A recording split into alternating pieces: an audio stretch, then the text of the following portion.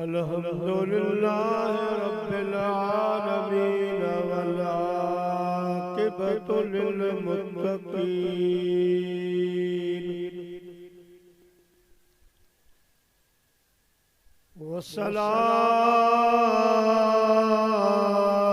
वस्सलातु वस्सलाम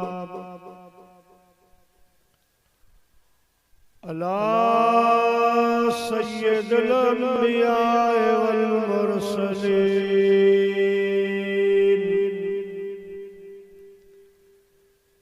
व अला आलिहि व अज़वाजिहि व अस्हाबिहि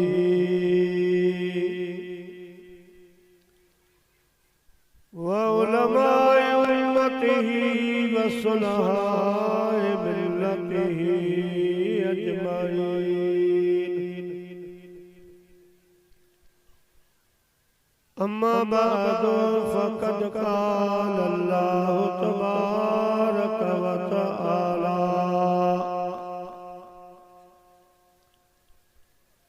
फिल क़ुरआनिल मजीद वल फ़ुरक़ानिल हमीद फ़अऊज़ु बिल्लाहि मिनश शैतानिर रजीम।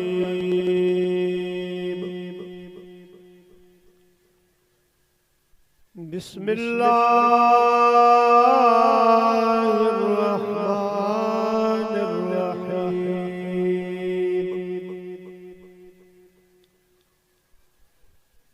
वल अस्रि इन्नल इंसान लफी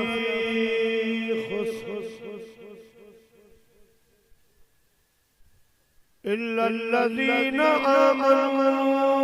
व अमिलुस्सालिहात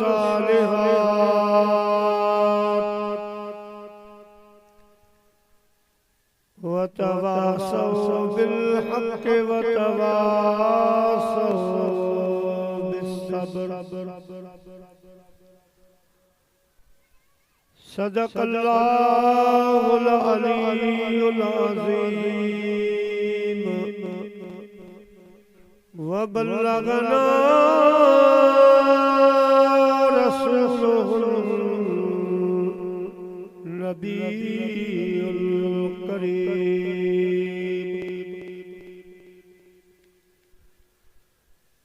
जोड़े जोड़ जहान जी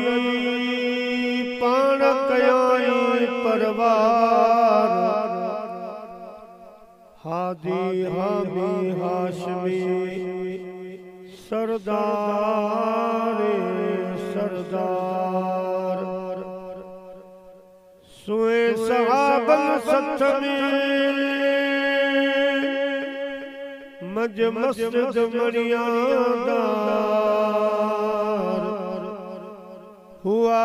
चारई चंगा चौधार हिकांदा हबीब से हमदई सलात खां बाद काबिल तकरीम सदर महफिल किबला साईं अलहाज साईं सैयद हाजी हमन शाह शिराज़ी दामत बरकातुहुल आलिया स्टेज ते वेठल काबिल तकरीम दीगर सादात किराम व उलमाए किराम व हुफ़ाज़ किराम मुअज़्ज़िज़ मेहमानाने गिरामी ऐ मुझा प्यारा बुजुर्गो दोस्तो भाई अल्हम्दुलिल्लाह जिए तव्हां खे मालूम आहे अॼु को ही बाबरकत प्रोग्राम मरहूम मगफूर मरहूम अदा मोहम्मद मूसा जोगियो साहब रहमतुल्लाह अलैहि जे याद में बारहे जे सिलसिले में अजो कोई बाबरकत प्रोग्राम सदन पुटन मलायो दुआ की आयो अल्लाह साईं शाल मरहूम जी बख्शिश ऐं मग़फ़िरत फरमाए, कब्र के जन्नत जो बाग बनाए, संदस लवाही क़ीमते खुदा पाक बरकतों रहमतों नाज़िल फरमाए। प्रोग्राम ईसाले सवाब जो आ पर ही जेको इस्लामी महीनो हले पियो इन महीने जी निस्बत आहे अमीरुल मोमिनीन यारे गार यारे मज़ार ताजदारे सदाकत सैयदना अबा बकर सिद्दीक रज़ी अल्लाह ताला अन्हु। पेरी कुछ जिक्र मदीने जे मीर जे यार जो बुधो उन खां पोइ कुछ नसीहत भरियूं ॻाल्हियूं आखिरत जूं ॻाल्हियूं अवां जे ख़िदमत में अर्ज़ कंदुसि। अल्लाह से अवां जी असां सभिनी जी हाज़िरी पंहिंजी दरबार में अॼोके महफ़िल में क़बूल ऐं मंज़ूर फरमाए। मूं अवां जी ख़िदमत में मुकम्मल हिकड़ी सूरत मुबारका सूरह असर तिलावत कई आ, उन्हीं जो तर्जुमो तशरीह उन्हीं जो शान नुज़ूल अवां जी ख़िदमत में अर्ज़ कंदुसि। अवां जी ख़िदमत में अर्ज़ा त मदीने जे साईं फरमायो ज़य्यिनू मजालिसकुम बिस्सलाह। मोमिनो मुसलमानो जॾहिं अहिड़ा प्रोग्राम कयो त उन्हनि खे मुंहिंजी सलवात सां सींगारे वेझो। अचो त वॾा नंढा जवान सब गॾिजी अहिड़ी सलात मदीने जे साईं ॾे मोकिलियूं जेका सलात असां ऐं तव्हां जे अॼोके हिन बाबरकत प्रोग्राम जो सींगार बंदी पवे। चो सल्लल्लाहु अलैका या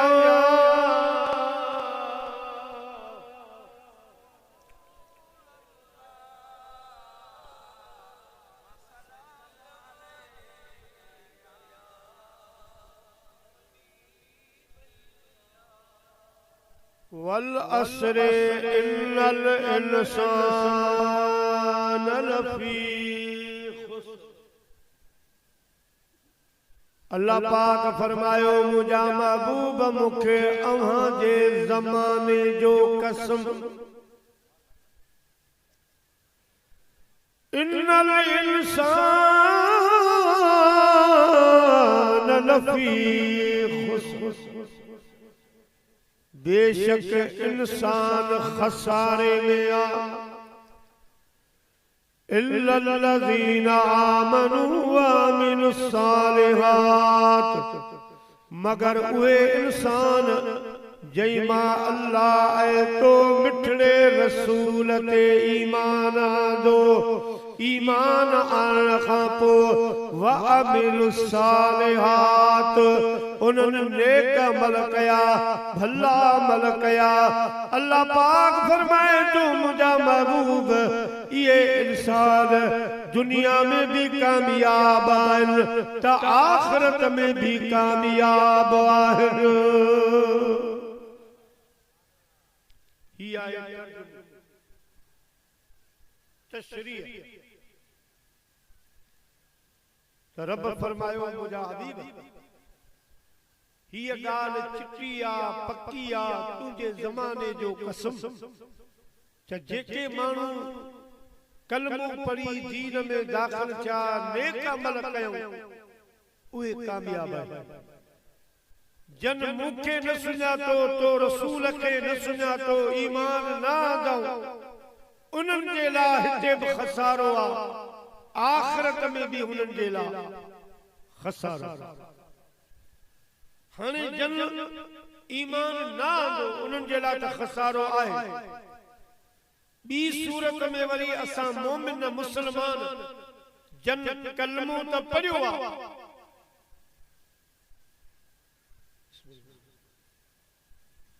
ईमान जी दौलत असां वठी वेठा आहियूं, इहा बि वॾी ॻाल्हि आहे। वरी ईमान बि असांखे मिलियो त रसूलुल्लाह जे थ्रू। अल्लाह पाक थोरो फरमायो जो असांखे पंहिंजे हबीब जो उम्मती बणायो।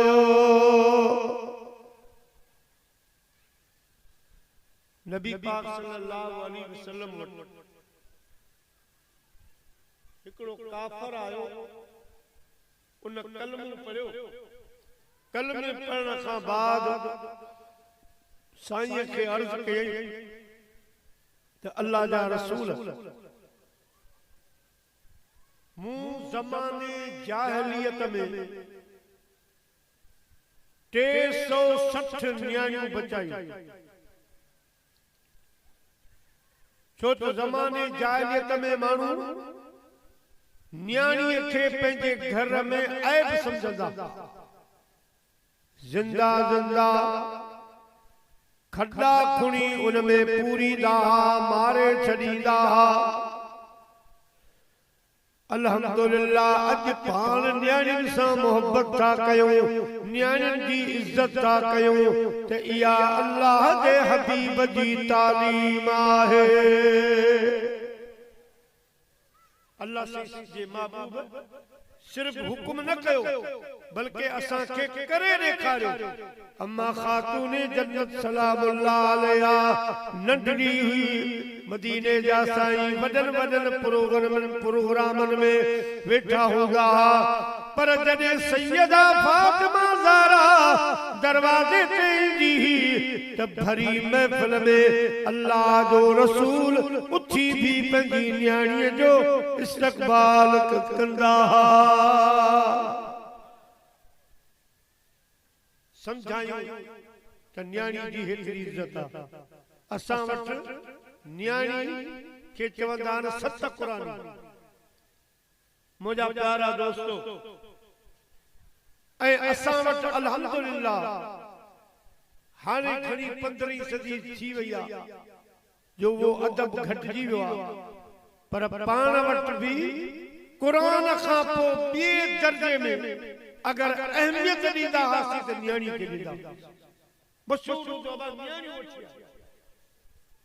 हालांकि मर्द बि पर न चवंदो त बाबा मूंखे मजबूर करे वेंदा मुंहिंजे टॾे ते न्याणी।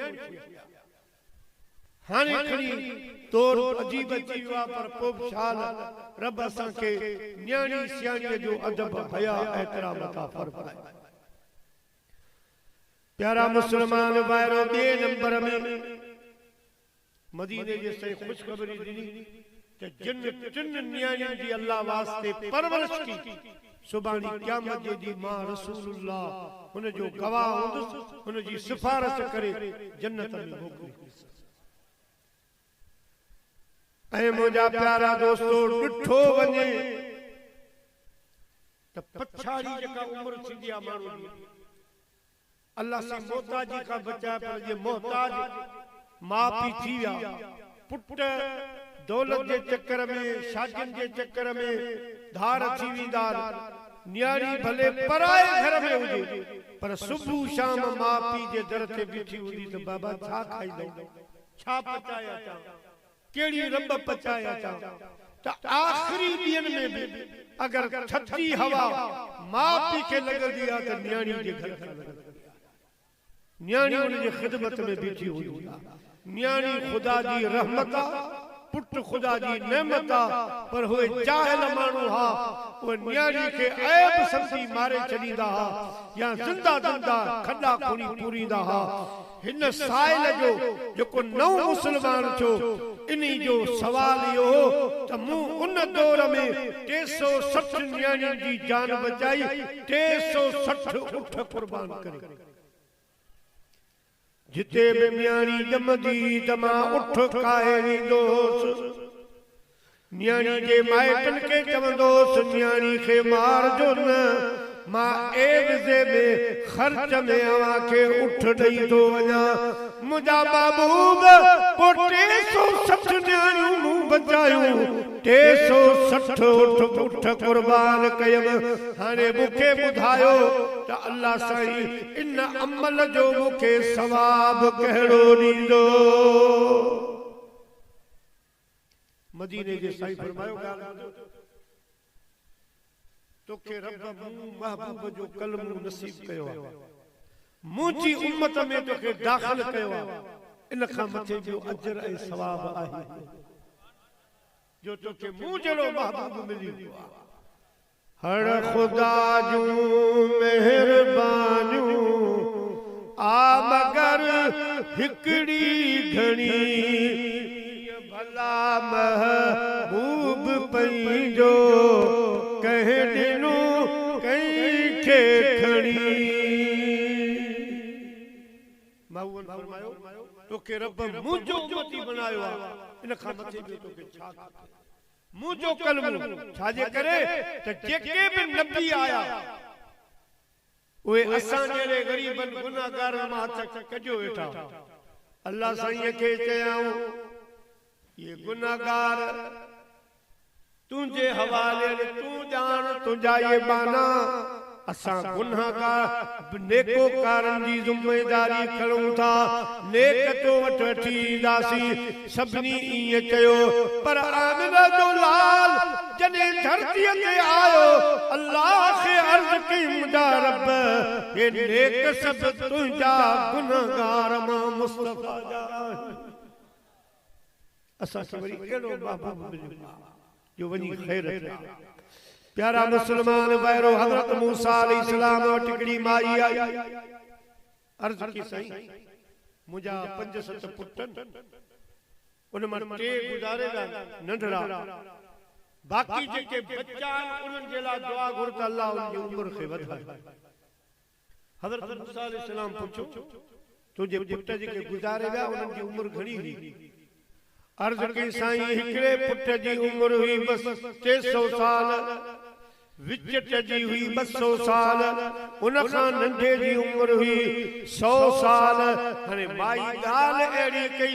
जो हज़रत मूसा अलैहिस्सलाम खे खिल अची वई मुर्ग अची वई माईअ खे अञा वधीक दुख थियो अर्ज़ कई साईं मां तोखे ॾुखड़ो सुणाइण आई आहियां पुटनि जे लाइ दुआ घुराइण आई आहियां अवां खिलो पिया अल्लाह जे नबी मूसा अलैहिस्सलाम फरमायो माई साहबा तुझी गाल ते कोन थो खिला न मुर्गा मूंखे अल्लाह जे आखिर ज़मान नबी जी उम्मत याद आई माई पूछो सो कीअं तू शुक्र नथी करे जो तुझे वॾे पुट खे 300 साल उम्र मिली आहे ॿिए खे 200 टीह खे 100 महबूब जी उम्मत उन्हनि में के त अहिड़ा हूंदा जमदे दुनिया में ईंदा उहा कंदा गुज़ारे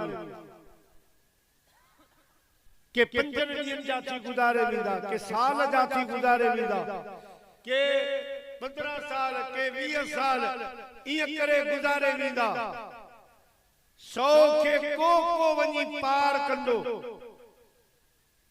बाक़ी त तकरीबन 60-70 जे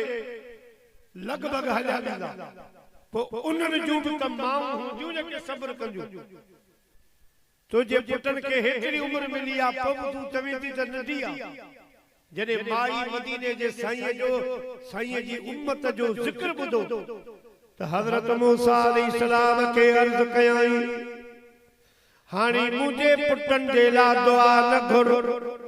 मुंहिंजे लाइ दुआ घुर कहिड़ी दुआ घुरंदो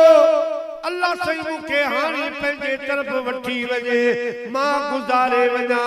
जॾहिं मदीने जो मीर ईंदो जॾहिं अल्लाह जो हबीब ईंदो ऐं नारा लॻंदा त आया आसथियाम मुंहिंजा ॿारो चल बंभोर में पसी पह पुनू अजाम से मुंहिंजा नेण से नेण ठरियाम वो गूंदर सब विसरियाम सुखन शाखूं कढियूं गंद जनी जे गोद में पामोड़ा पोशाक अॼु उन्हनि जी ओताक राजार जी आयो सल्लल्लाहु अलैका या रसूल अल्लाह वसल्लम अलैका या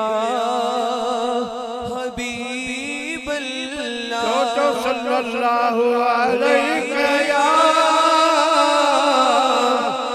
रसूल वसल्लम अलैका या हबीब अल्लाह यारा मुसलमान वायरो माई अर्ज़ कयो साईं मां हाणे गुज़ारे वञा जॾहिं आमना जो लाल अचे 12 रबीउल अव्वल जी रात पोइ जॾहिं नबूवत जो ऐलान फरमाईंदो पोइ अल्लाह खां दुआ घुर मूंखे वरी ज़ीरो करे ज़िंदा करे मुंहिंजी कब्र खे खोले मां साल कोन थी घुरां ॾींहुं राति कोन थी घुरां सिर्फ़ हिकिड़ी घड़ी थी घुरां मूंखे अल्लाह ज़ीरो करे कब्र जी कंधीअ ते विहारे पोइ मूंखां मदीने जे मीर जो कलमो पढ़ाए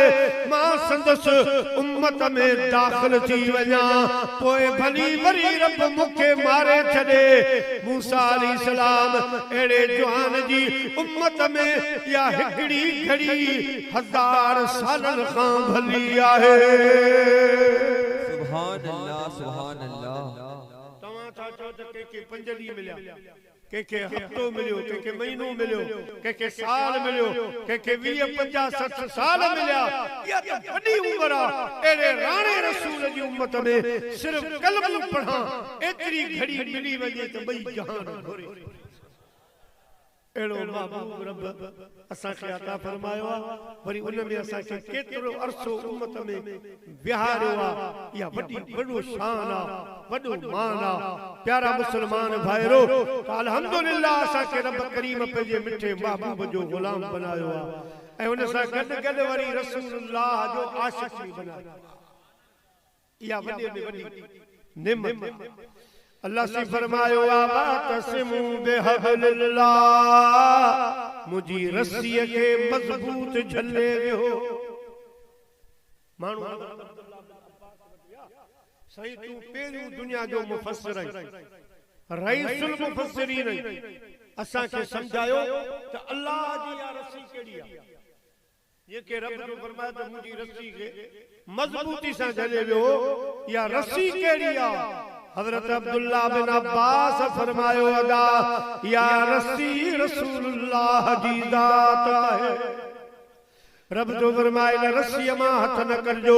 इन रस्सी खां हेडे होडे न थीजो गुमराह थी वेंदो तबाह थी वेंदो अवां जा अमल तबाह थी वेंदा रस्सी रसूलुल्लाह जी ज़ात वरी अगते मानू सवाल कयो अब्दुल्ला बिन अब्बास रज़ी अल्लाह तआला अन्हुमा खां त साईं असां नमाज में बीहूं था पोइ दुआ था घुरूं इहदिनस सिरातल मुस्तकीम ऐ अल्लाह असांखे सिधी राह ला सिधो रस्तो ॾेखार अल्लाह जा बाना अब्दुल्ला बिन अब्बास बीठा भी नमाज में आयो रुख काबे लाए खुदा जी इबादत पिया कयूं पो केड़ो बियो रस्तो आ जेको घुरूं था सिधे रस्ते ते बीठा नमाज में आयो पो इहो केड़ो सिधो रस्तो आ सी अब्दुल्ला बिन अब्बास फरमायो अदा इहो रस्तो मदीने वारे साईं जो रस्तो आहे अल्लाह पाक जो मतलब इन रस्ते में अवां के कई रुकावटूं ईंदियूं बद मज़हबन जे वर भी चढ़ंदो एड़न सां वास्तो पवंदो इन जे करे हर नमाज में दुआ घुरो त असां खां रसूलुल्लाह जो रस्तो न वञे महबूब जे रस्ते ते हुजूं पखी चवाई पिरन जो हल हंजन साण मोती चुन मेहरान जा तू कढ न कहीं दी कान पोहेड़ी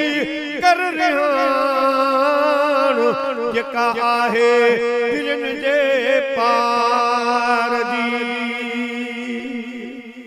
प्यारा मुसलमान भाइरो बाकी जेके मुनाफिक आहिनि भली अंदर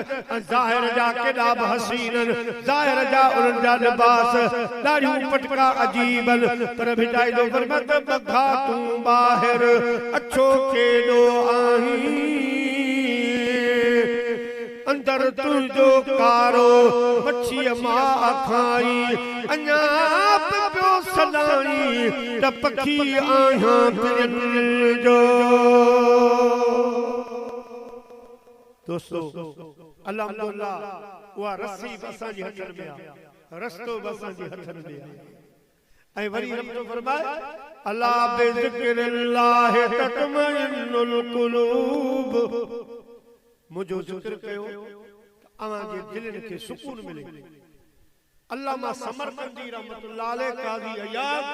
शिफा शरीफ में लिखियो आहे त इन जिक्र खां मुराद रसूलुल्लाह जो जिक्र आहे मुझे खुदा जा थोड़ा जिक्र है पर हिता मुराद जिक्र मुस्तफा मना दिल खोले मिलाद कयो जिक्र मुस्तफा कयो अवां के बरकतूं भी दियां रहमतूं भी दियां अवां के दिल जो सुकून भी अता फरमाए हाणे जेकॾहिं को माण्हू चवे त मुंहिंजे लाइ अल्लाह ही काफ़ी आहे ठीक है दोस्तों वरी उर्दू में स्टिकर हणंदा उनते वरी हे ते ॾाढो ज़ोर हणंदा मेरे लिए अल्लाह ही काफ़ी तो के ई अल्लाह काफ़ी थी थींदो जंहिं जरता तोखे सभु कुझु मिलियो कुरान मिलियो रब रहमान मिलियो रमज़ान मिलियो दीन मिलियो असांखे कहिड़ी ख़बर कुरान जी असांखे कहिड़ी ख़बर हुई रब जी असांखे कहिड़ी ख़बर हुई दीन जी हे त कुर्ब सभु रसूलुल्लाह जी ज़ात कया महबूब जे जरता तो सब कुछ मिलियो आहे हाणे अल्लाह जो रसूल छुटो पुट जवान चवण त मां पी केर थींदा जिन तोखे पालियो जिन तुझे थोरा कया अॼु उहे छुटा तूं चवे थो उन्हनि सां कहिड़ो वास्तो ही मिसाल में ई आहे जेको चवे थो मूंखे अल्लाह ही काफ़ी आहे पक सम्झ त रस्ते ते न ईअं चवणो आहे त मूंखे अल्लाह ऐं अल्लाह जो रसूल काफ़ी आहे अल्लाह जो रसूल काफ़ी मोहम्मद जे दर खां ये सब कुछ मिलियो कसम आ खुदा जो खुदा खुद मिलियो मुझा दोस्तों अल्लाह जो महबूब असांजे अमल ईमान जो एड्रेस आहे ॾिसो हज सॼो मक्के में थींदो आहे उम्रो बि सॼो मक्के में मदीने पाक में न उम्रे जो को रुकन आहे न हज ॿई शयूं मक्के में मदीने जे साईं फरमायो मता कंहिं मुल्ले मौलवी जे चक्कर में अची वञी तोखे चवनि त हज उम्रो मक्के में आहे हाणे मदीने वञी तुंहिंजी मर्ज़ी न वञी तुंहिंजी मर्ज़ी मुझे हबीब फरमायो हाजी उम्रे वारा जे कदी तू असाडे न आए असांजो को नुक़सान कोन थींदो पर तो जुल्म कयो तोखे इहा ख़बर आ त उम्रो ऐं हज थींदो मक्के में आ पर याद रखजा कबूलियत जो ठपो मदीने लगंदो आहे सुभान अल्लाह कबूलियत जो ठपो मदीने में लगल हुआ तो दोस्तों असां जो ईमान आ त असां के अल्लाह अल्लाह जो रसूल का कि असां के सब कुछ दिनो प्यारा मुसलमान भाईरो मदीने जा साईं मदीने पाक आया त साईं कुछ वक्त पंहिंजो रुख मुबारक बैतुल मक़दस दे करे नमाज पढ़े हाणे मदीने वारन जो हमेशा काबो बैतुल मक़दस उहे मक्के वारे काबे में कोन सुञाणो ऐं मक्के वारन जो काबो हमेशा बैतुल्लाह शरीफ जो वो बैतुल मक़दस के कोन सुञाणो मदीने वारन जो काबो बैतुल मक़दस साईं जो आयो ओडा रुख करे नमाज पढ़ायूं सब खुश थी विया त असां जो जेको काबो आ सो साईं जो अल्लाह से फैसलो फरमायो फैसलो तमाम मदीने वारन खे आज़माया तो मुझो महबूब हमेशा मदीने रहंदो मदीने वारन खां इम्तिहान वठां त मुझे मुस्तफा सां केतिरे क़दर वफादार अल्लाह से हिकड़ी अग्नि वारी नमाज ज़ोहर वारी नमाज में मदीने जे मीर खे हुकुम फरमायो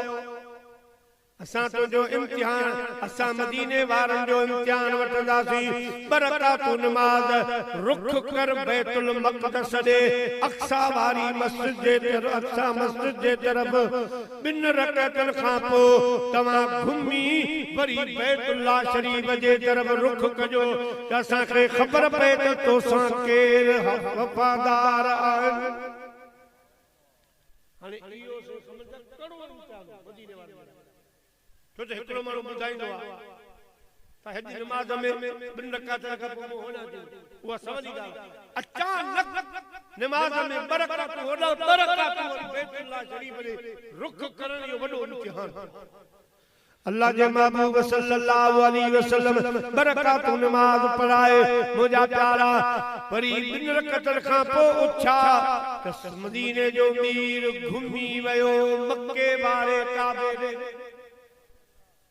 घुमण में ये कोन सही खमन का बादशाह त विया उमरे हज ते क़िबलतैन मस्जिद में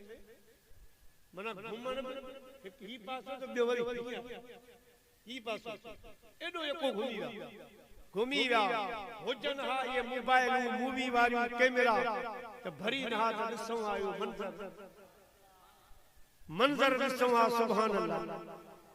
ओ मुंहिंजो मामू ॻाल्हि कंदो आ वो आए वरी सही सजन साईं जो वॾो खलीफ़ो चीफ खलीफ़ो पंहिंजी लाड़ पोइ उहो चवंदा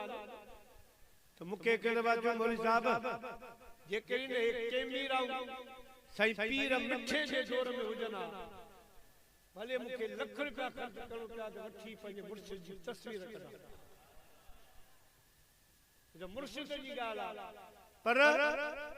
दोस्तों मदीने वाले साईं तो सुभान अल्लाह ये घुमन असाबन जो ॾिसऊं साईं जो घुमिया सभई गुलाम घुमदा नमाज पढ़ी साईं सलाम वारियो हाणे साईं ख़ामोश थियो त ॾिसऊं मुनाफ़िक़ केरा जो ॻाल्हाए अॼु कई मुनाफ़िक़ पंहिंजी हलाईंदा पर उन दौर में भी मुनाफिक ये कंदा हा मुझा प्यारा मुसलमान भाईरो नबी पाक सल्लल्लाहु अलैहि वसल्लम ज़ोहर की नमाज मदीने में पढ़ाई इमाम हसन हुसैन रज़ी अल्लाह ताला अन्हुमा बई सुफुन के चीरींदा साहबन के चोरी बात हटो असा के पंहिंजे नाने से मिलण ॾियो साहबा अदीब हा पुठी जी थी रहे नमाज शहजादा गुजरी वई शहजादा व्यात जिते महबूब जो मुसल्लो सजदे जी जाए उते बई रही सजदी जाए हाने साहबा कराम सोचन था तो सजदो कीअं थींदो अल्लाह जे महबूब अल्लाह अकबर चई हाने पंहिंजे गोॾनि मुबारकनि ते हथ कोन रखिया हेठि वञी ॿिन्ही हथनि सां इमाम हसन खे खणी हेॾां विहारियो इमाम हुसैन खे खणी हेॾां विहारियो पाण सजे हाणे इहो जेके मंदर अॼो को मुनाफ़िक़ ॾिसिया उते बि कोई मुनाफ़िक़ हुयो ही छा आहे शहज़ादा जी ला नमाज में हेॾो फर्क़ ख़ुदा जी नमाज ॾियण कंदा ईअं वरी अल्लाह जा महबूब सजदे में विया त ॿई शहज़ादा साईं जे कुलनि ते सवार हाणे सजदे मां मथो कयूं मथे न उचा हालांकि रुकू को जाम आहे फर्ज़ रुकुन साईं उची सजदे मां हेॾा हथ कढी इमाम हसन खे हेॾा विहारियूं इमाम हुसैन खे हेॾा विहारियूं अल्लाह अकबर सजी नमाज हली साईं बीठा हा इमाम हसन हुसैन ॿई हिकिड़ो पेरनि मुबारक मां हीअं निकिरियो वञे ॿियो हिन पासे खां हीअं निकिरे सजी नमाज में हलियो जॾहिं नमाज ख़त्म थी के अहिड़ा कुझु माण्हू हुआ जेके पोइ रकअतनि में आया ॾिठो इमाम हसन हुसैन खे त सदके हसन हुसैन नमाज हेॾा थियो वेही रहो जॾहिं नमाज ख़त्म थी अल्लाह जे हबीब फरमायो ये केर हा जेके मुंहिंजे शहज़ादनि खे सम्झाए रहिया मना करे रहिया आका फरमायो खबरदार हे आम ॿार कोन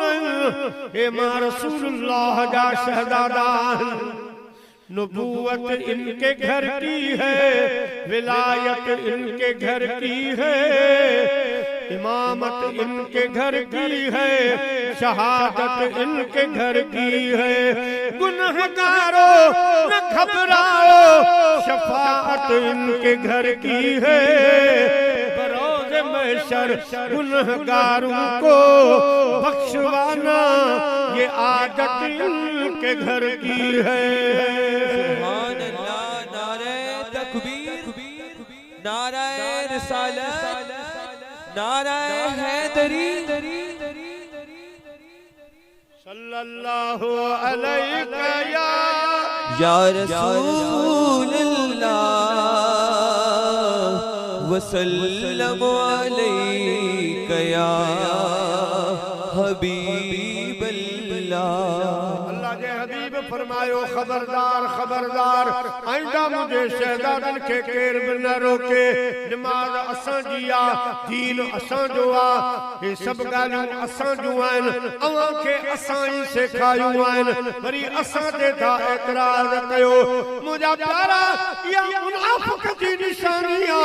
अल्लाह जे हबीब फरमायो याद रखो मुंहिंजो ही हुसैन करबला जे मैदान में 72 सिर कुर्बान करे ऐं संदसि जिस्म में 40 तलवारूं लॻल हूंदियूं 32 भाला लॻल हूंदा 350 जे लॻभॻि तीरनि जा सुराख हूंदा पर जॾहिं आज़ान ईंदी हिकिड़ो ई सजदो करे मुंहिंजी उम्मत जा सभई सजदा उकारे पार कंदो सुभान अल्लाह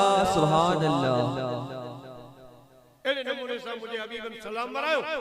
ख़ामोश थिया त ॾिसो केरु मुनाफ़िक़ आहे जेको चवे थो त नमाज़ में ही हरकत थी वग़ैरह छा चओ केरु आहे ॾिसां सभु ख़ामोश आमिना जे लाल फरमायो छा नमाज़ में इनक़िलाब न आयो क़िबला आयो ख़बर अथव जी क़िबला अचे जी मानी खणंदा हेॾो वॾो फेरो फिरणो पियो पोइ कुझो कोन था छो मदीने वारनि जी मोहबत तां कुर्बान अर्ज़ कयूं आका असांजो क़िबलनि में वञे छा क़िबलनि में असांजो छा वञे असांजे इश्क मोहब्बत ईमान जो क़िबलो काबो तो मुस्तफा असांखे रब सां मिलाइण वारो तूं आहीं क़ुरान सम्झाइण वारो तूं आहीं सभु कुझु तुंहिंजे दर तां मिलियो आहे हाणे असां पंहिंजी थोरी कंदासीं हर ॻाल्हि तुंहिंजी मञी आहे हेठि हिकिड़ो क़िबलो छॾे ॿिए क़िबले ॾे तव्हां रुख़ कयो आहे पर जानी जेकॾहिं कंहिं जबल ॾे बि मुंहुं ॾियो हा असांजा सर इश्क में जो सर ना दिया दो जग दिया तो क्या हुआ दो जग जिया तो क्या हुआ काजी खोल किताबां मसले बते दे पढ़ता अमल तो करता नहीं, काजी बनिया तो क्या हुआ। हाजी मक्के दे शहर में सजदा करे तो क्या हुआ। हाजी मक्के दे शहर में सजदा करे तो क्या हुआ। दिलदार कुफर तो कटता नहीं, हाजी बनिया तो क्या हुआ। जोगी जुगत करता नहीं, कपड़ा रंगा तो क्या हुआ। अपना अंदर तो रंगता नहीं, जोगी बनिया तो क्या हुआ। सुनकर सचल इश्क दा बूढ़ा गड़ाया तो क्या हुआ। अपने अंदर तू रोता नहीं, लोका सुनाया तो क्या हुआ। मक्को पाक उन्हें अल्लाह के महबूब तारीख में सबक का वडो पटको बदो उठ से सवार हा खुशी वडी ही। हजरत बिलाल के फरमाए बिलाल बांग जो टाइम थी हा बांग दे उठो कन्नन ताई अचा दाई महबूबन फरमायो इते न काबे जी छत पे भी आ गया। तो मक्के वारा दसन जेके तोखे घसी थींदा हा गिरींदा हा उनखे खबर पए त हबश जे बिलाल के छा शान मिले। छा बिलाल ऐं छा करम वाह वाह सखी तुझी सखा। अबशी मगर मौला घुरो मुझा मिठा तुझे करे। प्यारा मुसलमान भाईरो अल्लाह के महबूब फरमायो बिलाल छत ते चढ़ी बांग दे। जड़े छत ते चढ़ी बीठा हाने हेडे होडे न्यारण लगा। साईं फरमायो बांग दे अर्ज कई कुर्बान वञा आका जिते जिते तो बांगू ॾियारियो रुख काबे ॾे हूंदो कुर्बान वञा। अॼु अबस जे बिलाल ते एॾी महिरबानी कई अथव जो काबे जे छत ते चाढ़े ॾियारियो आहे। सोचां पियो हाणे रुख केॾां कयां मदीने जे मीर मुर्की फरमायो बिलाल मां जो वेठो आहियां मां काबे जो काबो आहियां मूंडे मुंह करे बांग चओ। असांजो अक़ीदो इहो आहे। आऊं त चवंदो आहियां हिन दौर में सुन्नी अक़ीदे ते हुजे न इहा पटे में वॾी ॻाल्हि। ईमान त बची वियो, ईमान त बची वियो। अमल अल्लाह से हिदायत ॾींदो इंशाअल्लाह कंदासीं पढ़ंदासीं पर ईमान पंहिंजो बचायो। ईमान अक़ीदो इहो बचाए वियो लख लख मुबारक हुजे। प्यारा मुसलमान भाइरो हींअर ईमान बचाइण त ॾुखियो थी वियो आहे तमामु ॾुखियो। प्यारा मुसलमान भाइरो मूं अर्ज़ पे कयो अल्लाह जे हबीब फरमायो जेको मुंहिंजो कलमो पढ़ी मुसलमान थियो मुंहिंजी उम्मत में दाख़िल थी वियो रखे लख लख मुबारक हुजे। दोस्तों हाणे आयत करीमा जो शान नुज़ूल वल असरे ज़माने जो कसम इन्नल इंसान लफी खुस्र बेशक इंसान खसारे में। यह सूरत कॾहिं लथी जॾहिं मदीने जे साईं नबूवत जो ऐलान कयो या अय्युहन नास क़ूलू ला इलाहा इल्लल्लाह मुहम्मदुर रसूलुल्लाह तुफ़्लिहू। जे शख्स आयो इंसानो अचो मां अल्लाह जो आखिरी नबी आया खुदा जो महबूब आया। अचो अचो कलमू पढ़ो तमा अवां जा बिनी जानन में बेड़ा पार फरमाए छड़ा साईं जे ऐलान ते 5 हेदा मानू तबसरो करण लगा 10 मानू होटल ते वेही तबसरा करण लगा पर हजरत अबू बकर सिद्दीक मैदान में निकली आयो अर्ज के आका को मने या न मने अबू बकर हाजिर आहे सुभान अल्लाह सुभान अल्लाह सिद्दीक अकबर के अल्लाह सही थोरे पंहिंजे महबूब जी खिदमत जे लाइ चूंडियो ऐं कुर्बानियूं सिद्दीक अकबर जाओ कुछ वडो चो अबू कुहाफा वठी वियो हथ में हथ बुतखाने में पुट अबू बकर हे पंहिंजा खुदा आहिनि तो हजरत अबू बकर इन उम्र में जवाब ॾिनो त बाबा ये पंहिंजा बुत थी नथा खुदा थी नथा सघन ये गूंगा मोड़ा न ॿुधनि था न सुणनि था न ॻाल्हाइनि था ये खुदा न आहिनि अबू कुहाफा कावड़ जी पुट के वापस संदस अमर दे वठी आयो हजरत अबू बकर जी अमर के अबू कुहाफा चयो तॾसे अञा नंढड़ो आ असां जे खुदा खे नथो मञे बुतन खे कोन थो मञे सिद्दीक अकबर जी अमर फरमायो अबू कुहाफा ही बार तो के समझ में न ईंदो जॾहिं मुंहिंजे पेट में आयो गैबी आवाज आयो त मुस्तफा जे खलीफे जी अम्मा तोखे मुबारक हुजनि पोइ सिद्दीक अकबर जो फरमायो मां शाम मुल्क में वियुसि तिजारत जी असां मां उते सुतो पियो ख्वाब ॾिसां त मुंहिंजी झोलीअ में चोॾहीं जो चंड लही वियो सुबुह जो उथी मां हिकिड़े ताबीर करण वारे खां ताबीर करायो ख्वाब जो उन पुछो नालो छा अथई मुंहिंजो अबू बकर ज़ात जो केरु ऐं कुरैशी कहिड़े इलाइक़े जो आई अरब सां मके पाक मां अच्छा सिद्दीक अकबर तुंहिंजो को दोस्त आहे जंहिंजो नालो मुहम्मद सल्लल्लाहु अलैहि वसल्लम तुंहिंजो नालो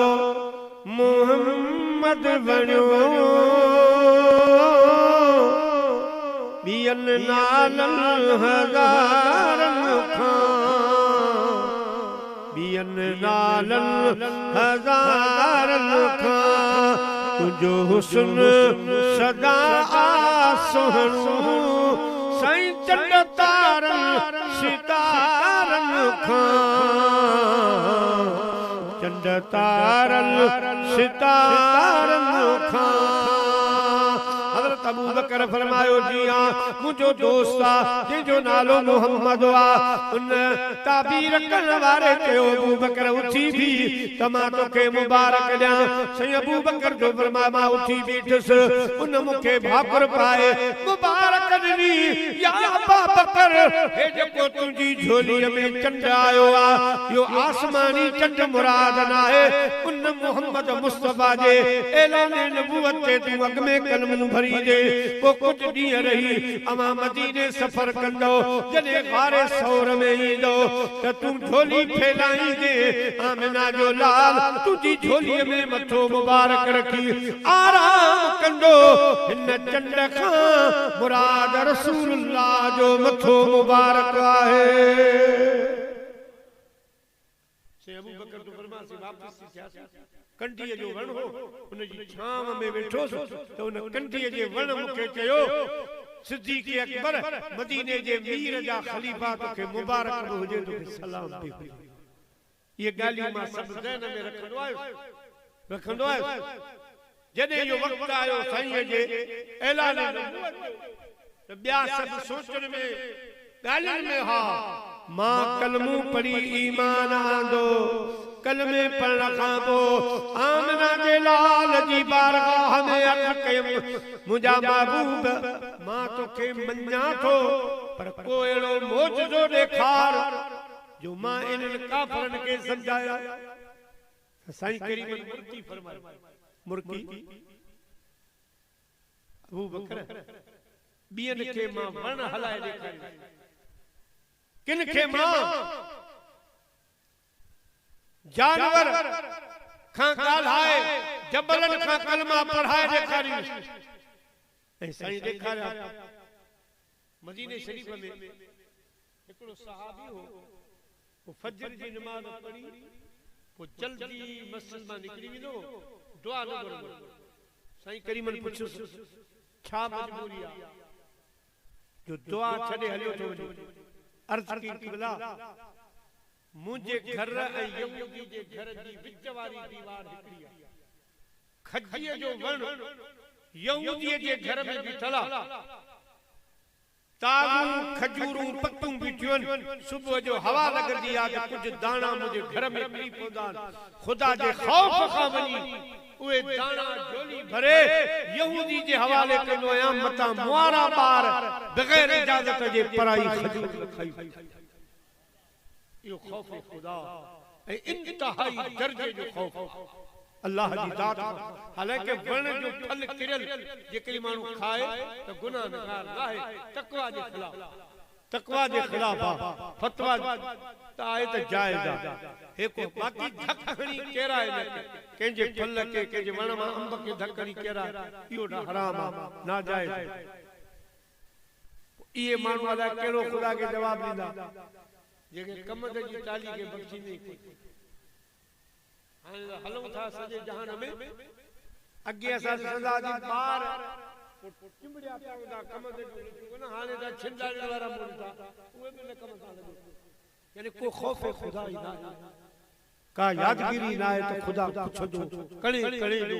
हिसाब ॾियणो आहे हे कम जो थोरो रस चूसियोसीं इन जो मज़ो त ख़त्म थी वियो लज़्ज़त गुनाह जो थी वो दम भर में रह गई लज़्ज़त गुनाह जो थी वो दम भर में रह गई तलखी मगर उसकी कयामत तक न गई मिठास कयो पर जी कढ़ाण जेका जहर यो क़यामत प्यारा मुसलमान भाई अल्लाह पाक चला असां खे खौफ अता फरमाए पंहिंजो डप ऐं खौफ अता फरमाए इन ते बि तत ॻाल्हियूं बयान कंदुसि आख़िर में प्यारा मुसलमान भाइरो हाणे वो मुसलमान मदीने जे साईं खे अर्ज़ तो करे साईं इन जे करे जल्दी जल्दी वेंदो आया मता मुंहिंजा ॿार पराई खजूर न खाई वञनि झोली भरे वापस कंदो आया आमिना जे लाल फरमायो वञ यहूदी खे चओ त इहो खजीअ जो वण तोसां सौदो करे खपाए पैसा दे न त तुझे बाग में जेतिरियूं खजूर खणे उहे खणे तोखे ही बाग हवाले करे खजूर याद रखो त खजीअ जो वण जई घर में हूंदो न उते भुख न ईंदी भुख कॾहिं बि दाख़िल न थींदी खजी जो वण खजी या असांजे रिश्ते में मिठी बात हज़रत आदम अलैहिस्सलाम खां जेका मिठी बची उन मां खुदा खजी जो वण पैदा उपी बिया इन वण में कदे फुकजे न कदे इन वण में मुजा प्यारा दोस्तों बुजुर्गो पेशाब वगैरह मानु सोचे भी न जेकरी कई त संदस घर जी तबाही तबाही पर जेकरी इज्जत सा इन वण के घर में लगाइदो माला माल थी विदो कदे बोन जे घर में भूख ए जिते भी जिते वयो खजन जा बाग उए मानु बाबा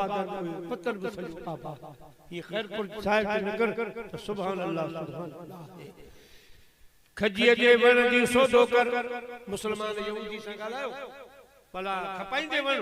कि छा ॾींदे कि जेको चवी उन जो तुंहिंजे फलाणे बाग मां 10 वण खण ही वण भली तूं खण लिख पढ़ाई थी वई सौदो थी वियो जॾहिं हिन जी घरवारी खे ख़बर पई घरवारी त घरवारी शोर कयो ही तू छा तो करी मुझे घर जो वणा बच्चन जो वणा मां तोखे खपाइण कोरी घर वाली जो बिगड़े अल्लाह ही खैर अगे भी हूंदो हाणे भेन दौर में तकरीबन 12% औरत जो कब्ज़ो मुर्स हक सच ॻाल्हाए न सघंदो असां जी माउन भेनरुनि खे खुदा साञा ऐं समझ ॾे त मुर्स जेको आहे मुर्स उन जो केतिरो शान आहे केतिरी उन जी इज़त आहे मदीने जे साईं वटि कुझु माण्हू मुसलमान छा उहे मायूं साईं फरमायो त मां सजदे जे लाइक़ न आहियां सजदो सिर्फ़ अल्लाह जो आहे अॻियनि उम्मतुनि में हुयो त तज़ीमी सजदो असांजी उम्मत में हराम आ जे कड़ी जायज़ हुजे हा त मां हर औरत खे चवां त मुर्स खे सजदो मुर्स जो हिकिड़ो हक़ आ हिकिड़ो नालो आ उन जे मातहत औरत खे हलणो आ उहा औरत जन्नत में दाख़िल थींदी अल्लाह जे महबूब वाइज पे कयो मायन जे अर्ज़ ते मायन अर्ज़ कयो सही तमाम मर्दन जे लाइ हिकिड़ी जगह मखसूस कई आ उन्हनि खे तव्हां तबलीग कयो था असां मायन जे लाइ अहिड़ी जगह हुजे जिते जो को सोयो असांखे बि दीन पए पोइ मौवन हिकिड़ो घर खाली करायो हफ़्ते में हिकिड़ो दफ़ो मायूं ईंदियूं साईं उन्हनि खे ख़िताब कंदा हा पोइ जो ख़िताब कयूं त पाण फरमायूं मेराज वारी रात मां अक्सर मायूं जेके आहिनि सो औरत अर्ज़ कयो साईं वजह कहिड़ी असां में छा आहे साईं फरमाता अवां में बेसब्री हिकिड़ी बेसब्री आहे त मुर्स खे नौकरी घटि मिली मज़दूरी घटि मिली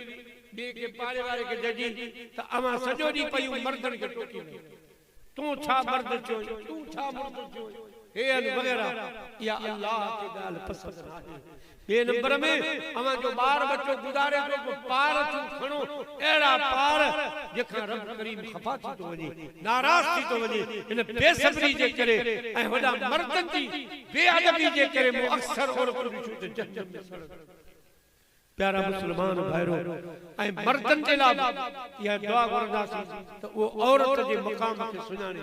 जे पंहिंजा माइट छॾिया जे पंहिंजूं भेणूं भाइर छॾिया जे पंहिंजो वतन छॾियो घर छॾियो मुंहिंजा प्यारा दोस्तो तुंहिंजे अक़द में आई तुंहिंजे ॻंढ में आई हाणे थोरी घणी ॻाल्हि तां उनखे मारण थोरी घणी ॻाल्हि तां उनखे तानू हणण इहो बि अल्लाह खे पसंदि कोन्हे को या चवे त हली वञ घर मां मुंहिंजे घर मां निकिरी वञ मुंहिंजा प्यारा दोस्तो छो घर मां निकिरी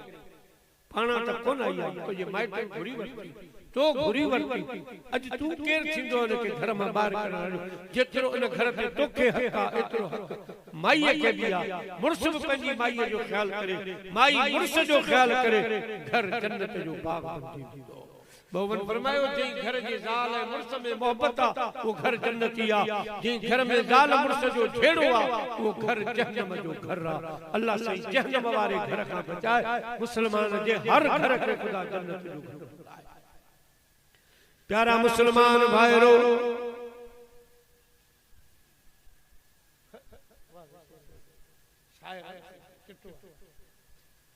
माई जो तो मां खपाण कोनी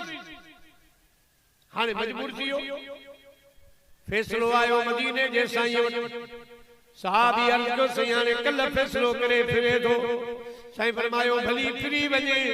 पर हिकड़ी ॻाल्हि यादि रखे अॼु राति जो जेकॾहिं इहो वण पाण निकिरी पाड़ू ते हली जे मुंहिंजे सहाबी जे घर में आयो त मयार न करे न आयो त असीं बि मयार कान कंदासीं हा त आधी राति सहाबी बि इंतज़ार में वेठो आहे हेॾा मुंहिंजा पुट यहूदी बि इंतज़ार में वेठो आहे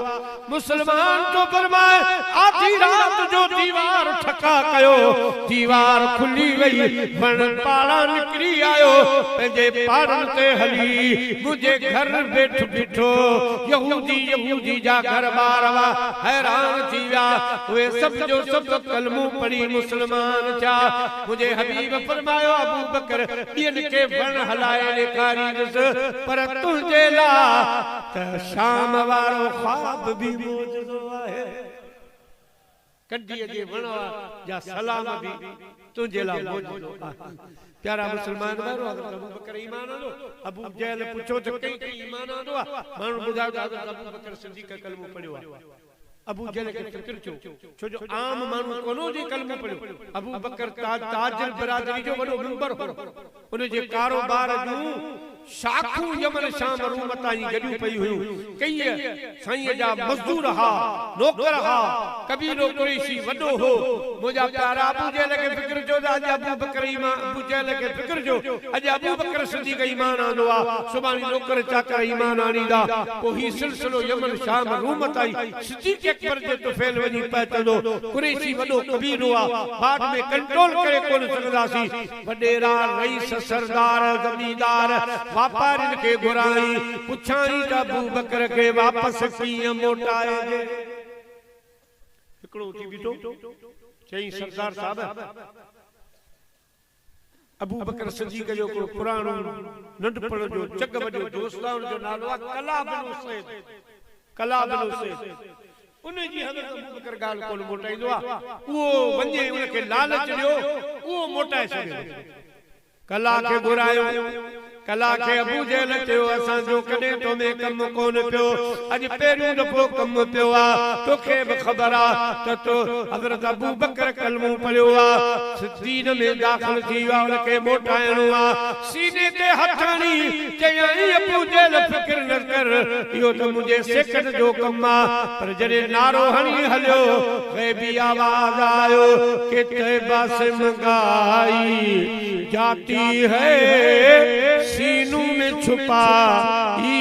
जाती है तौहीद की मैं प्यालों में नहीं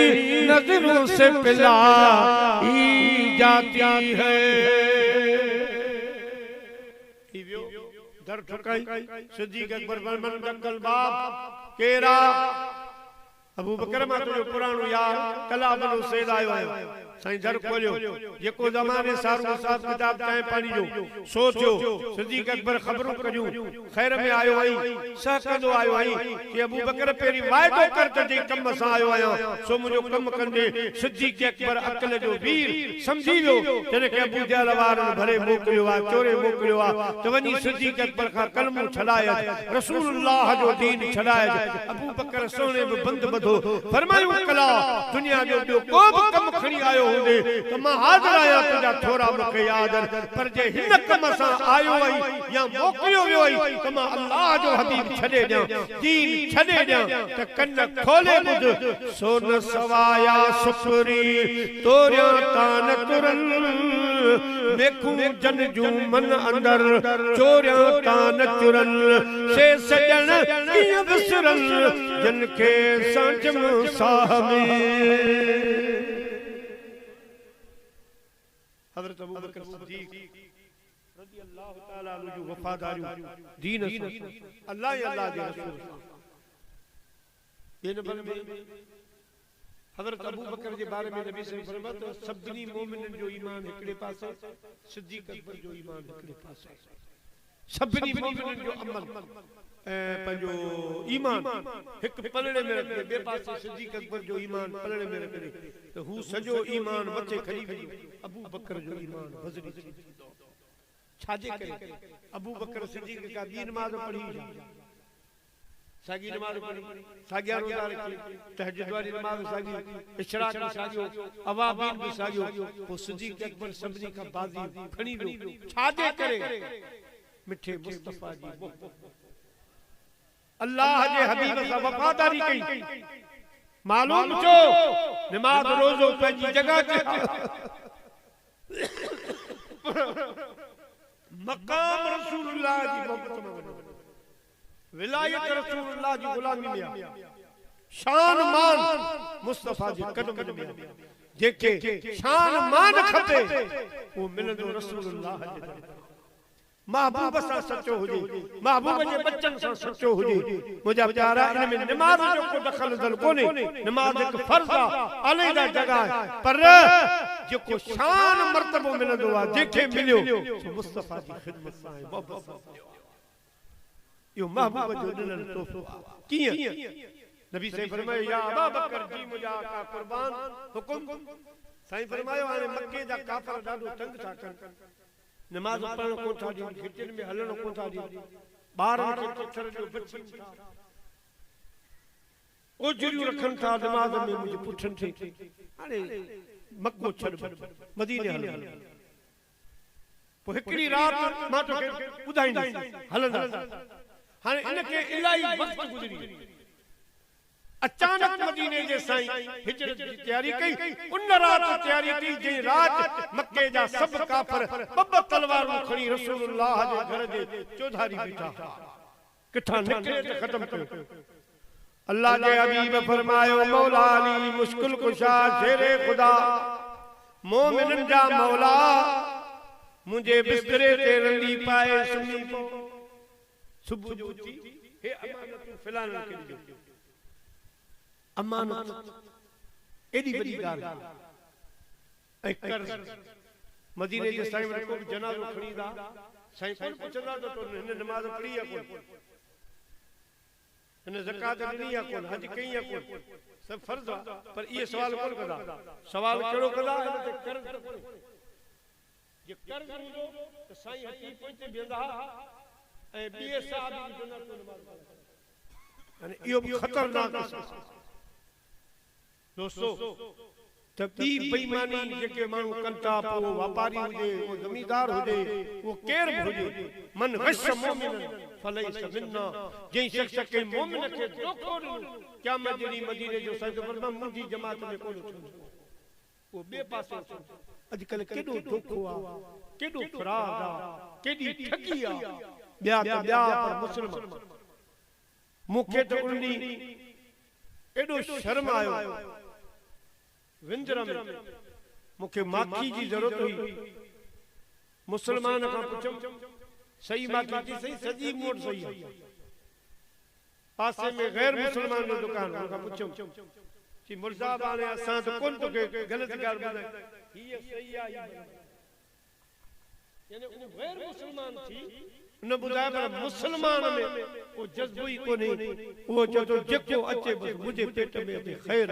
क्या हिसाब किताब कंदासीं खुदा पाक धोखे खां फराड खां असांखे महफूज़ फरमाए जो मदीने जे सही एॾी वॾी ॻाल्हि कई जो असांजी जमात में बीहण या अचण चयो पर असांजी जमात में दाख़िली कोन उहो कंहिं ॿी जमात में अज वॾो फ्रॉड आहे शहरनि में मुंहिंजा प्यारा जेकॾहिं को वापारी आहे त बि जेसि ताईं 50 रुपए वारे कपिड़े जो 100 न लॻाए तेसि ताईं उनखे खाधो हज़म न थींदो इहो सौंदो फ्रॉड आहे पर उनजो मक़सदु छा आहे त 100 ॿुधायां पोइ बिने ते 80 ते राज़ी थी वेंदी आहे 50 जो त उनते खणी 80 ते राज़ी थी वेंदो इहो सरासर मुस्तफ़ा जी उम्मत सां धोखो आहे रब जो फरमाए तूं ग़रीबनि खे ईअं फुरी थो तूं चवे थो हू लावारस नाहे मां आहियां मुंहिंजो रसूल हुनजा वारस तूं असांजी पकड़ में त ईंदे असांजे हिसाब में त ईंदे पोइ अहिड़ा माण्हू कामयाब कोन्हे हिकु बीमारी अचे त हड़ अहिड़ो हादसो ईंदो जो हड़ ऐं हक़ हलाल जी बरकत जी पई कणक जी बोरी कटो खणी वञी ज़मीन एकड़ बिल में हारियो था अचो अल्लाह जे आसरे पोइ हुअण त ईअं खपिया कि टे कटा मिलनि पर न अल्लाह साईं उन हलाल जे कटे मां खरार करे रब जो फरमाए मूं वटि का कमी खोट कान्हे का तूं हलाल जी टांग टकर ॾिस त मां तोखे एतिरो ॾिस भली हूंदो थोरो पर तुंहिंजी नज़र में वॾो हूंदो तूं खुटाए खाई न सघे या अल्लाह जी तरफ़ां बरकत ऐं अवां खे कोन हिकिड़ी जनरल ॻाल्हि थो कयां जो ॿुधूं था अख़बार में पढ़ूं था अहिड़ा धोखा अहिड़ा फराड जो अल्लाह जी मुंहिंजा प्यारा दोस्त मोबाइल जे ख़ातिर फोन जे ख़ातिर इन्हनि जे ख़ातिर इंसान अलाए कहिड़ा कहिड़ा इन लालच में कम करे थो वञे मुंहिंजा प्यारा दोस्तो अल्लाह साईं शाल असांखे रसूल जे सचे दीन ते हलण जी तौफ़ीक़ अता फरमाए प्यारा मुसलमान भाइरो हज़रत अली उल मुर्तज़ा के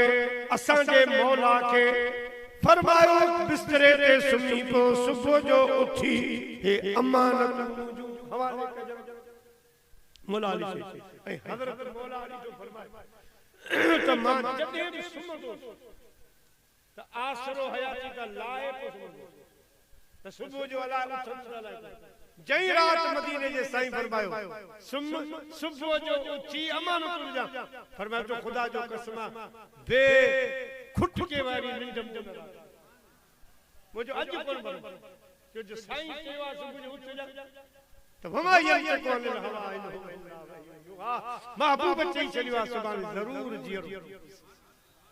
प्यारा मुसलमान भाइरो हाने मदीने जे साईं अल्लाह के ये चौधारी तलवारूं नेज़ा भाला चमकन था पिया दुश्मन बीठा आहिनि पो अल्लाह से फरमायो मुजाहिद मुठ पछरिन जी खण सूरत यासीन जो शुरू वारियूं आयतूं पढ़ यासीन वल कुरआनिल हकीम इन्नक लमिनल मुरसलीन ये आयतूं मिट्टी ते फूके वो मिड़ई चलाई निशानू बनाए बिना मिड़े हेड़ा ओड़ा करे छड मां रब तुजी पछरन के हिक हिकड़ी के खणी काफर जे अख में पान दाखिल करे छडी अंधा थी वीदा वही रजा मुजा बा लोटे हल या अय्युहन नबी हस्बुकल्ला मां रब बैठो हाने अल्लाह जा बता निकता हाने हजरत अबू बकर के उठारे जरे घर के वेजा आया तो हजरत अबू बकर सिद्दीक घर के टेक लगे साईं फरमायो या दिया का सुतो नहीं अर्ज की क़िबला अज रात जो पुछो था या जदा का चयो हो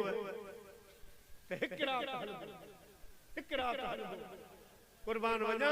उन रात का वठी हिन रात ताई रात जी निंड अबू बकर हन रखन ते हराम मां रात जो सुमदो ही नाया खबर ना है केड़े वेर यार अचे सद करे मां सुतो हो जा यो इश्क दे खिलाफ आ सिद्दीक अकबर के जेकड़ी पावर मिलिया शान मिलिया ते इनन अदाव न मिलिया मुजा प्यारा वरी जले साईं मक्के का बाहर निकता बई हजरत अबू बकर तलवार खड़ी करे पहुंचे करे साइड का मोहम्मद फरमाया वो करे था अर्ज की सही खबर ना है दुश्मन केड़ी तरफ का हमलो करे क्या चारी तरफ अबू बकर गुलाम के दिसण का पवन अते हली साईं के उन्ने लगी हिकड़ी माई ही उम्मे माबत उन जे घर वट पता माई के चुसे माई उन्ने लगी आसा से बकरी जो खीर याद रखो जेके खीर उन्होंने खीरन में पहलू नंबर खीर अम्मा जो आज में खुदा ताकत रखी पावर रखी 40 साल ताई अम्मा जी खीर जी ताकत इंसान से गड होती 40 साल बे नंबर ते ताकत वारो खीर बकरी उनमें खुदा पाक शिफा दी रखिया बकरी जे गोश्त में भी खुदा पाक शिफा रखिया खीर में भी शिफा रखिया 3 नंबर पे अल्लाह साईं गांव जे खीर में शिफा रखिया गांव जे गोश्त में भी अल्लाह साईं शिफा रखिया गांव जे मक्खन में भी खुदा पाक शिफा रखिया माई आई जो क़िबला मां खीर तवारे छया बकरियों चरण वयो साईं फरमाया या जका बजी पिया सही बीमार पोड़ी थी वया खीर खत्म धन कोन वेंदिया साईं फरमाया माई तू वठी अचे खीर करण रसूलुल्लाह माई की बकरी वठी आई साईं जो हेठा वेठा था खड़ी त बकरी जा थण भरजी विया हिकड़ो था भरजी वियो ॿियो भरजी वियो टियो सॼे घर जा थां भरजी विया मुंहिंजा दी दोस्तो शाम जो जॾहिं घर वारो बकरियूं काए मोटी आयो की घरवारी था खणी आ त बकरियूं ॾां की अॼु न ॾू सुभाणे ॾू जा जो अॼु सभु था भरिया ए बकरियूं त मां काए वञे खीर केॾा की अहिड़ो जवान आयो अरब जो जेको सॼा था बीमार बकरी मुर्स पुछो भला कितने कद जो हो चेहरो की हो शायद मुझे ॾिठल हुजे माई जेके लफ्ज़ अरबी में चया सुभान अल्लाह माई तुंहिंजे मथां बचा बार चवण लगी वसीम जसीम कसीम वसीम माना जई जड़ो जवान मु ॾिठो कसीम ॾिठो चाओ मां जड़ी जसीम जे दिसण सां ॻाल्हाइण सां दिल एड़ो महबूब आयो रया अथई रात सुबह वेंदई साझरी लूअ लूअ मजमत लतीफ चे कर इनन जी तात ये जोगिन सजी दात बे फेरे भाग मिलई जा अहन ओता कन में ताकि इंसान नूर दह दह फेरा ॾींहं में पाण मथां घोर वया जे हिलोर करम मिल गई का परी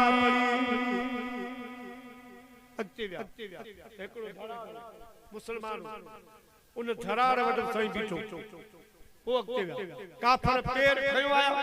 उन धरार के चयूं तू मुसलमान आई अज पंहिंजो कल्म पढ़ी ॿुधा ते हे बजवान हितां केॾां विया कल्म पढ़ी हाणे हुन जे लाइ वॾो मसइलो थी वियो बेटा साहब वादी तर्जमानी कई है धरार फरमाई के जवाब नहीं त कलमो पढ़ा त काफर थिया कलमो पढ़े केर जेके पुछन था राह रसूल जी उन्हनि सां आहे मुंहिंजो वेर पोइ जेॾा भरे रसूल पेर मां न भरियां ओॾे पेर जरार चवा अॼु कलमो पढ़ण त बाक़ी मोट बचंदो जा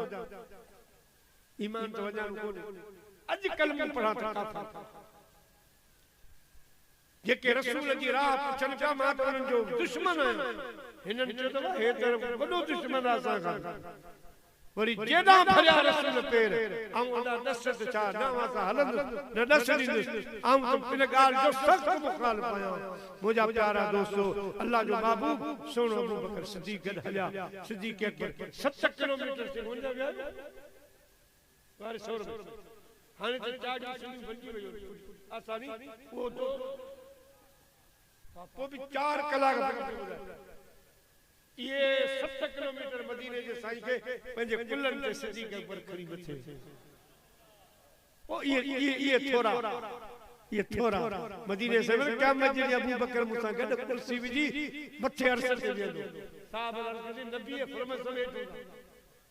इहो कीअं पाण फरमायो उते जो अबू बकर न वे त दुख कोन थींदुसि त गारे सौर में त बार तलवार तीर असां ओजा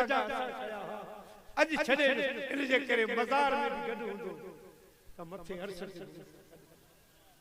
महबूब रसूलुल्लाह जी ज़ात जे करे मर्तबो मक़ाम उता मिलंदो आहे अल्लाह जा महबूब हज़रत अबू बकर सिद्दीक़ गार में जो जेतिरा सुराख बंद करणा हा पटको चादर पेरान फाड़े सुराख बंद करे हिकिड़ो सुराख रहिजी वियो खुड़ी ॾेई वेही रहियो मुंहिंजा अज़ीज़ दोस्तो बुज़ुर्गो हाणे एतिरे में काफ़र पहुची विया गार जे तरफ़ पहुची सिद्दीक़ अकबर तो फरमाया त मां ॾिठो त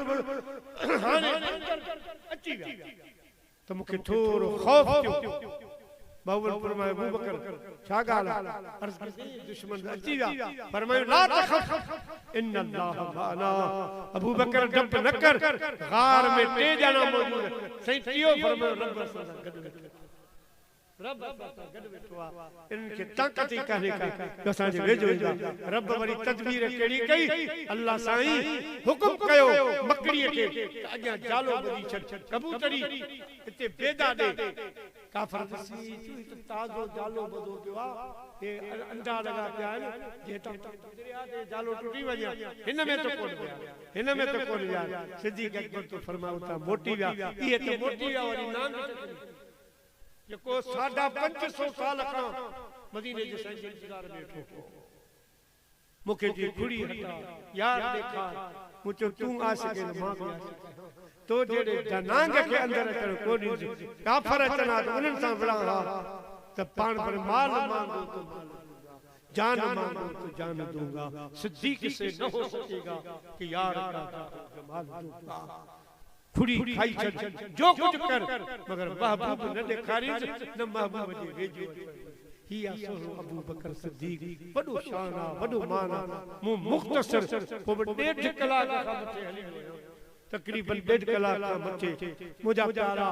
आख़िरी वक़्त आहे असां वटि ईमान आहे सभु कुझु आहे अल्हम्दुलिल्लाह पर असां वटि यारो अमल जी कमी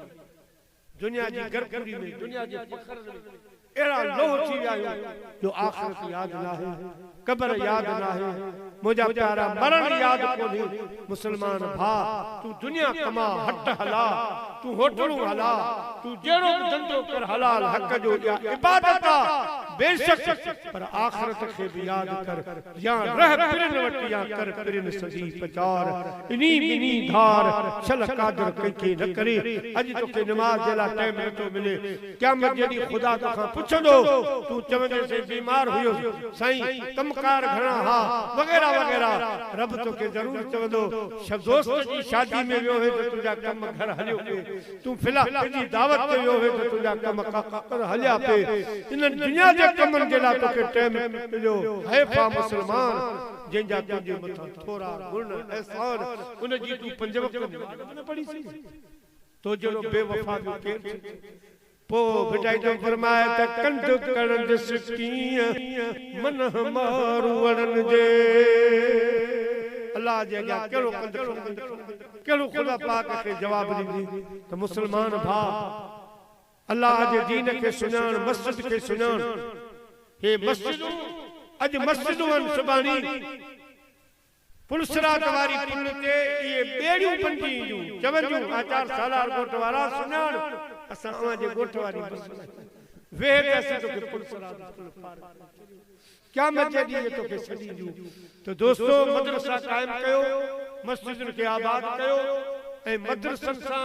इमाम उलमा सां तावन कयो हे जेसिताईं असां जा तकरीर करे हलिया था वञो पर ही मदरसा ये असां जे इस्लाम जा थंब आहिनि इतां खां आशिक़ रसूल उभरी निकिरंदा जेके ॻोठनि जा ॻोठ ईमान चट चट रखंदा